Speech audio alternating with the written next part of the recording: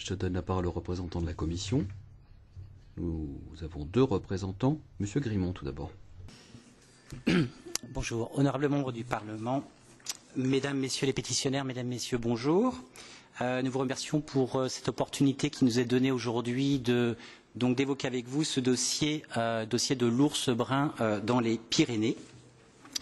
Tout d'abord, soulignons que cette pétition a le mérite de porter le débat au niveau européen. Il s'agit naturellement de protéger une espèce au niveau local, au niveau d'un massif européen, mais c'est une espèce emblématique, une espèce, comme les pétitionnaires viennent de le rappeler, d'intérêt communautaire prioritaire, donc qui intéresse naturellement tous les citoyens de l'Union européenne.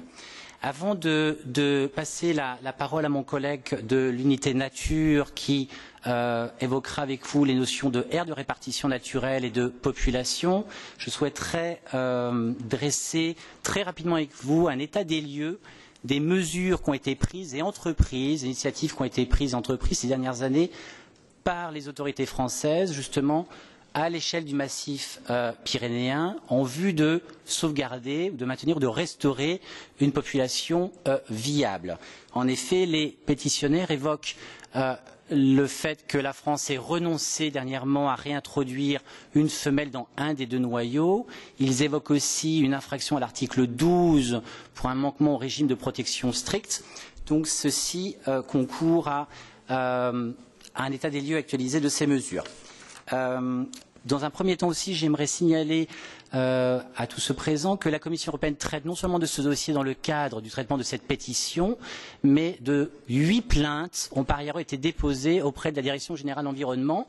Donc la Commission traite aussi de ce dossier ours brun via le traitement de ces 8 plaintes qui ont été formellement et officiellement enregistrées dans la base de données de plaintes de la DG Environnement dénommée CHAP. Le traitement de ces plaintes et de cette pétition a fait l'objet d'un échange fourni de correspondance entre la Commission et les autorités françaises ces dernières années. C'est un dossier qui a été aussi mis à l'ordre du jour des réunions annuelles que nous avons avec les autorités françaises quand nous faisons le tour des plaintes et des contentieux. Donc c'est un dossier que nous suivons de manière très, très attentive.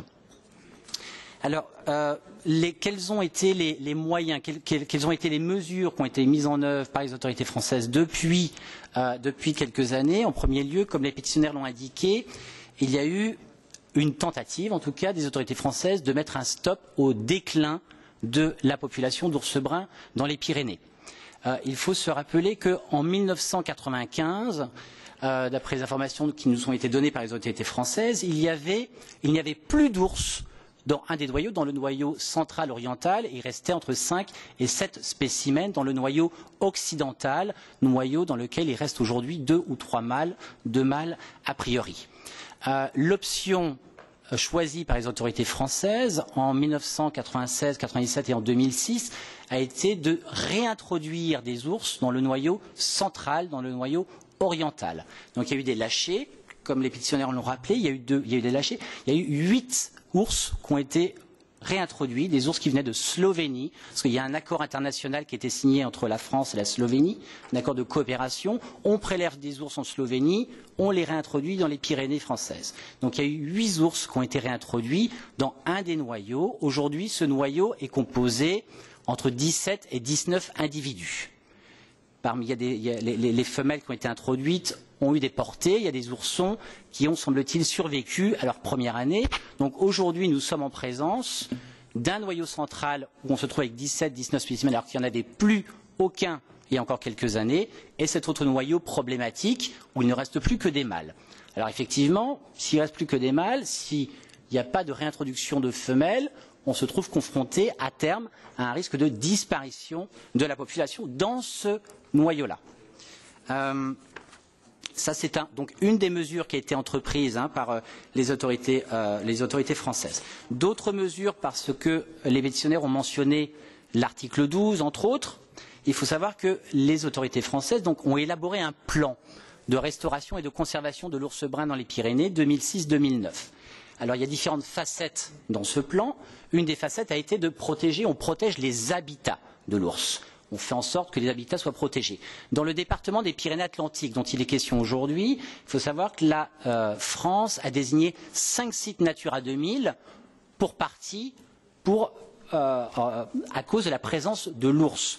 Qui dit désignation des sites Natura 2000 dit application de l'article 6.2, 3.4 de la directive Habitat, donc protection des habitats de l'ours. Donc le régime juridique qui a été mis en œuvre vise aussi à protéger ces habitats.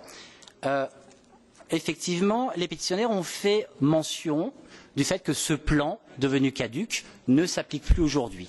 La France est censée, c'est ce qui nous a été dit, remplacer ce plan par une nouvelle stratégie pyrénéenne de valorisation de la biodiversité. Nous demandons actuellement aux autorités françaises, effectivement, cette stratégie devait être opérationnelle au 1er septembre 2011 et elle devait résulter en l'introduction d'une femelle notamment. On n'a pas vu pour l'instant, on n'a pas trace de cette stratégie. Donc nous demandons aux autorités françaises communication de cette stratégie. Il y a aussi, il faut savoir que, comme les pétitionnaires mentionnent l'article 12, les autorités françaises ont pris des mesures pour concilier la présence de l'ours et la chasse, l'exercice de l'activité de chasse.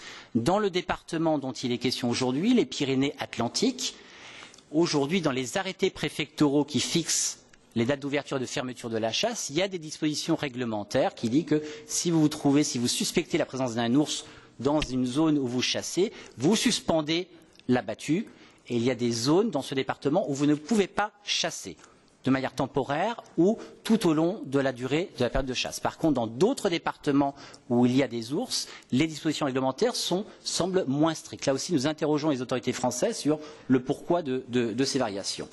À savoir aussi que la France a pris des mesures pour concilier la présence de l'ours et l'agriculture, les activités, le pastoralisme. Alors, il faut savoir qu'aujourd'hui, il y a un plan financier, il y a des budgets qui ont été dégagés ces dernières années pour aider les éleveurs à protéger leurs troupeaux, parce que c'est un des problèmes. Donc, il y a eu de l'argent disponible, il y a eu des subventions qui ont été allouées aux agriculteurs pour poser les clôtures, pour acheter des chiens patous, etc., etc. Alors, enfin, dernièrement, comme je le disais, il y a des instruments de planification, de gestion qui ont été mis en œuvre, qui sont en cours d'élaboration. Et aujourd'hui, nous demandons aux autorités françaises où nous en sommes. Maintenant, je me permets de passer la parole à mon collègue Marco Cipriani, répondre exactement à la question de l'aire de répartition naturelle. Thank you. I would like to make a few additional... Merci. J'aimerais faire quelques remarques complémentaires concernant le statut de conservation. Atteindre ou maintenir ce statut de conservation favorable pour toutes les espèces couvertes par la directive Habitat, c'est l'objectif ultime de cette directive. Il est important de préciser que la directive ne fixe aucune date limite pour atteindre cet objectif et les mesures pour atteindre cet état de conservation favorable, cela revient aux États membres. C'est à eux de décider comment y arriver, comment atteindre ces résultats. Et ils doivent le faire en tenir compte des aspects économiques, sociaux et culturels, ainsi que des caractéristiques régionales et locales. C'est l'article 2 de la directive. L'état de conservation d'une espèce couverte par la directive, et les espèces prioritaires telles que l'ours, doit faire l'objet d'une évaluation conforme ou respectant 3 aspects. La dynamique de la population, la zone de répartition et l'habitat. Donc j'aimerais citer très rapidement la directive. La dynamique de la population, il s'agit d'indiquer que la population se maintient à long terme en tant que composante viable dans l'habitat naturel. Ça, c'est une des conditions pour avoir le statut ou l'état de conservation favorable. Ensuite, il y a l'aire de répartition qui ne doit pas être réduite ou de ne pas envisager de la réduire dans un avenir proche. Ensuite, il faut un habitat suffisamment grand pour maintenir la population à long terme. Donc voilà la définition que l'on retrouve dans la directive.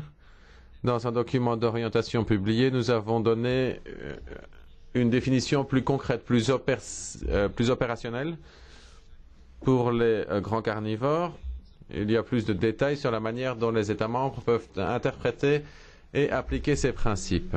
Alors, qu'est-ce qui a été fait pour évaluer cet état de conservation? Les États membres ont l'obligation de faire un rapport tous les 6 ans à la Commission en ce qui concerne la mise en œuvre de la directive et du statut de conservation. C'est l'article 17 de la directive Habitat. En 2007, nous avons reçu le rapport des différents États membres et nous avons la première évaluation de chaque espèce et habitat couvert par la directive. En ce qui concerne l'évaluation réalisée pour l'ours dans les Pyrénées françaises, on peut voir que dans le rapport reçu des autorités françaises, on considère l'ours ou les conditions comme inadéquates ou défavorables. Pourquoi? En raison des dynamiques de la population et des perspectives à venir. Quelques conclusions dès lors de la part de la Commission. Quelles sont les conclusions à tirer de tout cela? Tout d'abord, c'est une évidence, il y a eu une amélioration de la situation depuis l'entrée en vigueur de la directive Habitat. Si l'on tient compte de la situation en 1994, la taille de la population a augmenté. On est passé de 5 ours à 20 ours. L'aire de répartition est plus vaste. Et cela a été réalisé par le truchement de plusieurs mesures. 2 projets de réintroduction en 1996 et l'autre en 2006. Il s'agit de projets menés par les autorités françaises. Il y a toute une série de mesures que j'ai déjà envisagées visant à promouvoir la coexistence avec les activités humaines telles que le pastoralisme qui peuvent avoir des relations complexes avec les ours. Si l'on regarde la période depuis la mise en place de la directive, il y a une deuxième conclusion qui s'impose, à savoir qu'on ne va pas assez loin parce que les conditions restent défavorables et il faut donc redoubler d'efforts. C'est clair. Nous sommes bien conscients qu'il y avait un plan de restauration jusqu'en 2009. Nous ne sommes pas conscients d'un nouveau plan pour l'avenir et ça, c'est un des points dont nous allons discuter avec les autorités françaises, comme l'a dit mon collègue. Merci.